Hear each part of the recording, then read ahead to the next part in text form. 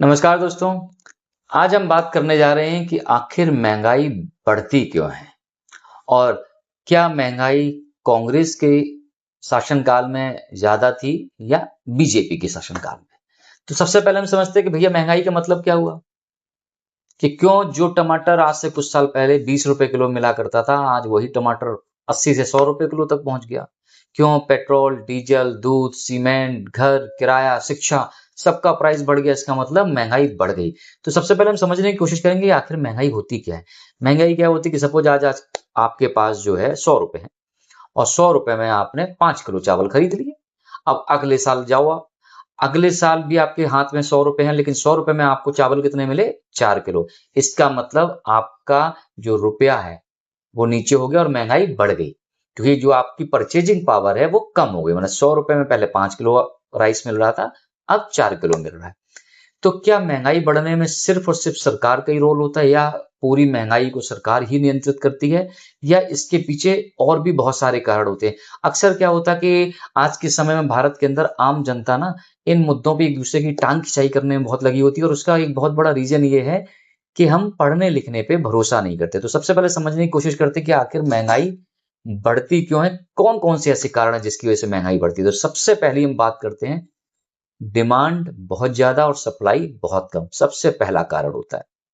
अब भाई कोई प्रोडक्ट है, प्रोडक्ट का जो उत्पादन किया गया वो सपोज 100 एसी का उत्पादन किया गया, उसको परचेज करने वाले खड़े हुए हैं 250 लोग। तो दुकानदार क्या करेगा? उस प्रोडक्ट का कॉस्ट बढ़ा देगा। तो जब डिमांड और सप्लाई में ये डिफरेंस आता है तो महंगाई अपने आप बढ़ जाती है। और इसको मैं लिंक करूंगा पॉपुलेशन से भी। जब पॉपुलेशन और ज्यादा बढ़ेगी तो हमारे देश के अंदर जो चीजें सप्लाई हो रही हैं, जो प्रोडक्ट मिल रहा है, उसकी कमी होगी, क्योंकि डिमांड तो हो गई ज्यादा और सप्लाई उसके हिसाब से हो नहीं पा रही। तो क्या होगा? महंगाई बढ़ना शुरू हो जाएगी। अब हम बात करते हैं दूसरे कारण की, उत्पादन कॉस्ट बढ़ना, लागत बढ़ना। आप सपोज आपका रॉ मटेरियल महंगा हो गया, डीजल पेट्रोल के प्राइस बढ़ गए, फिर उसकी वजह से लेबर बढ़ गई, ट्रांसपोर्ट बढ़ गया। जब ये सारी चीजों की कॉस्ट बढ़ी तो जब फाइनल प्रोडक्ट बन के तैयार हुआ तो क्या होगा? उसकी कॉस्ट बढ़ जाएगी, क्योंकि पहले अगर किसी को प्रोडक्ट को बनाने में सपोज मेरा लागत आ रही थी 100 रुपए, बट आज उसी प्रोडक्ट को बनाने में अगर मेरी लागत आ गई 130 रुपए, 140 रुपए, तो अल्टीमेटली क्या होगा? उत्पादन कॉस्ट बढ़ेगी, तो महंगाई बढ़ी, क्योंकि प्रोडक्ट जो आपको पहले सपोज 200 रुपए का मिल रहा था वही प्रोडक्ट आज के टाइम पे आपको 300 रुपए का मिलेगा। अब हम बात करते हैं तीसरे पॉइंट की, मानसून, मौसम। आप सपोज, नॉट मानसून, मौसम। अब कहीं पर बाढ़ आ गई, सूखा आ गया, तो भारत क्या है? भारत कृषि प्रधान देश है, ठीक है।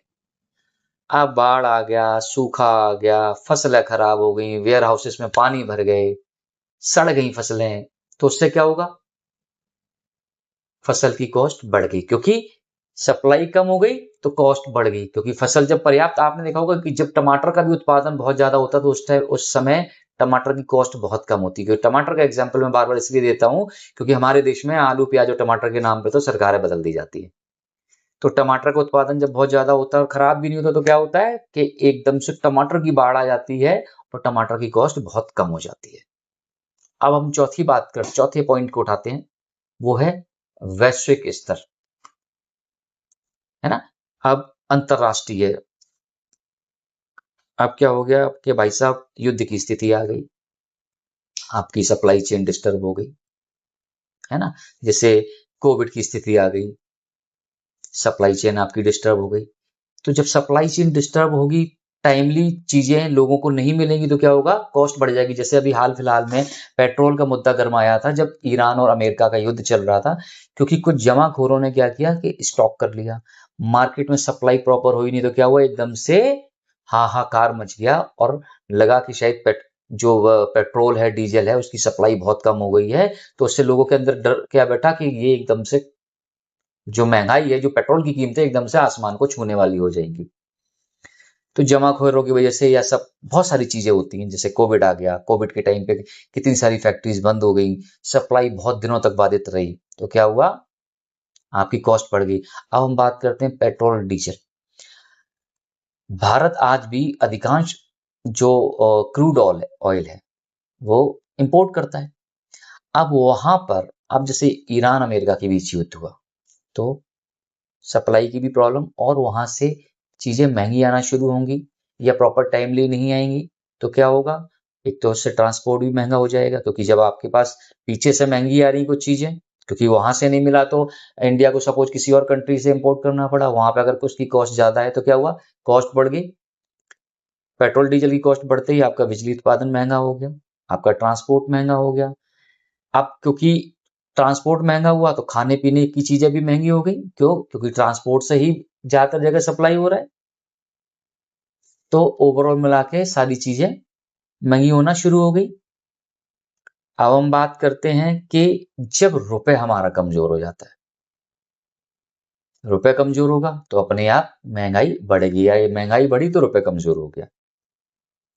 और ये, और कभी कभी आप देखना कि ज्यादातर केसेस में क्या होता है कि जब देश के अंदर जो मुद्रा है आपकी, मनी मनी फ्लो बहुत ज्यादा हो जाता है, तो उससे भी महंगाई बढ़ जाती है। इसीलिए आप नोटिस करना कि गवर्नमेंट डिजिटल ट्रांजैक्शन पे बहुत फोकस कर रही है, सो दैट मार्केट में लिक्विड फंड इतना ना सर्कुलेट हो जिसकी वजह से महंगाई बढ़ने के चांसेस हो।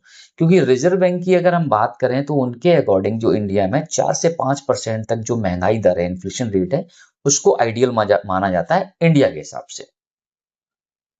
ये तो थे बहुत सारे कारण जो कि बिल्कुल मैंने आपको आम भाषा में समझाने की कोशिश करी। अब बात करते हैं कि कांग्रेस के टाइम में 2004 से 14 की बात करें और बीजेपी की बात करें 2014 से 26 के बीच में, क्योंकि कई लोग इस चीज पे मुद्दा उठाते हैं और टांग खिंचाई करने में लगे रहते हैं। बीजेपी वाले कांग्रेस की करते हैं और कांग्रेस वाले बीजेपी करते हैं। तो हकीकत समझने की कोशिश करते हैं।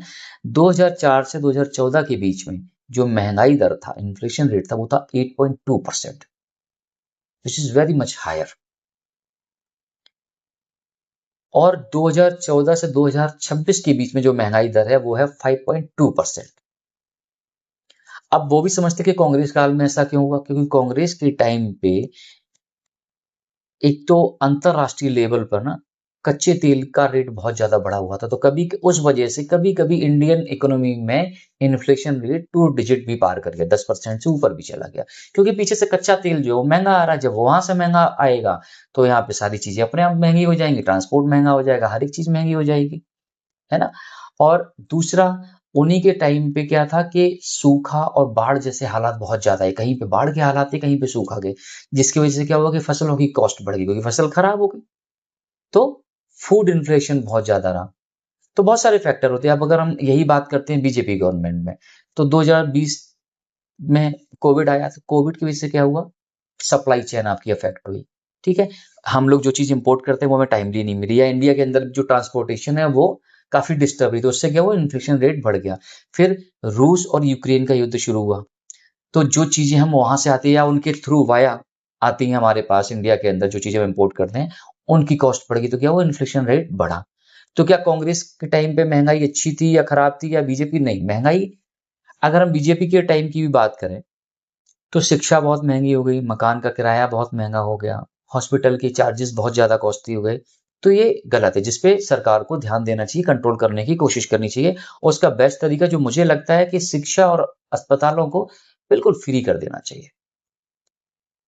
और बाकी चीजें जो हम वोट लेने के चक्कर में पब्लिक को फ्री देते हैं, चाहे वो राशन हो या किसी भी तरीके की फ्री चीजें जो हम बांट रहे हैं, उनको इमीडिएटली बंद कर देना चाहिए।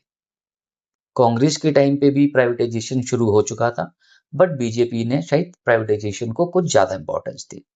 हालांकि प्राइवेटाइजेशन का कुछ फायदा भी होता है, कुछ नुकसान भी होता है। फायदा ये होता है क्योंकि आज भी बहुत से डिपार्टमेंट ऐसे हैं या जिनकी गवर्नमेंट जॉब है, उन्हें ये लगता है कि गवर्नमेंट जॉब में काम नहीं करना होता है, क्योंकि वो एक माइंड सेट बना हुआ है। और प्राइवेट में क्या होता है कि आप उनको 10 रुपए की सैलरी दोगे तो आप उनसे 10,000 रुपए का काम करा लोगे। क्या हर समय महंगाई खराब ही होती है? Answer is no. अगर महंगाई दर, अगर इन्फ्लेशन रेट, जैसे इंडिया की बात करें 4%, हम उसको एक आइडियल इन्फ्लेशन रेट, अगर उस हिसाब से नहीं बढ़ता है तो क्या होता है? आर्थिक मंदी आने के चांसेस बन जाते हैं। लेकिन जब महंगाई बहुत बढ़ जाती है तो लोगों की पॉकेट पर असर पड़ता है और उनको जीवन जीने में या जो बेसिक नीड्स हैं उनके लिए बहुत सारी दिक्कतों का सामना करना पड़ता है। और जो महंगाई बढ़ाने में या महंगाई बढ़ने में जो मेजर रोल है महंगाई को कंट्रोल करने में, वो रोल प्ले करती है आरबीआई। आपने देखा होगा कई बार आरबीआई महंगाई को कंट्रोल करने के लिए क्या करती है, रेपो रेट बढ़ा देती है। रेपो रेट बढ़ाने से क्या होता है कि लोन जो है वो महंगा हो जाता है। लोन महंगा हो जाता है तो लोग कम से कम लोग लोन की तरफ अट्रैक्ट होते हैं, तो जिससे महंगाई को कंट्रोल करने में मदद मिलती है। तो नेक्स्ट टाइम से कभी भी आप सरकारों पर उंगली उठाएं, उससे पहले इस डेटा को जरूर थोड़ा सा ध्यान से पढ़िएगा कि आखिर क्या रीजंस होते हैं और सरकार का कितना रोल होता है। जैसे सरकार की बात करें तो सरकार भी जैसे टैक्स लगा दिया, एक्साइज ड्यूटी लगा दी, तो उससे भी कभी कभी महंगाई बढ़ती है। क्योंकि सपोज किसी चीज पे 5% टैक्स लगना, उस पर 18% लग जाएगा, तो उस प्रोडक्ट की कॉस्ट बढ़ी तो महंगाई बढ़ेगी। तो बहुत सारे फैक्टर्स होते हैं महंगाई बढ़ने के। हर चीज को पॉलिटिक्स से रिलेट करके जोड़ के एक दूसरे को नीचा दिखाने से हमें सही शिक्षा मिलती नहीं है। और मैंने पूरी कोशिश की है कि आपको एक सही इन्फॉर्मेशन दी जाए, और अगर आपको लगता है कि मेरे द्वारा दी हुई ये इन्फॉर्मेशन वैलिड है, सही है, तो अपने दोस्तों और उन लोगों तक जरूर शेयर कीजिएगा जो अननेसेसरली कांग्रेस के राज में 77 रुपए था, 114 हो गया, सो दैट उनको एक बेसिक चीजों की नॉलेज हो। अननेसेसरली हर बात को पॉलिटिक्स से जोड़कर एक दूसरे की खिंचाई ना करें और फैक्ट्स को जानने की कोशिश करें। और वीडियो अच्छी लगी हो तो मेरे चैनल को सब्सक्राइब करना ना भूलिए। जय हिंद।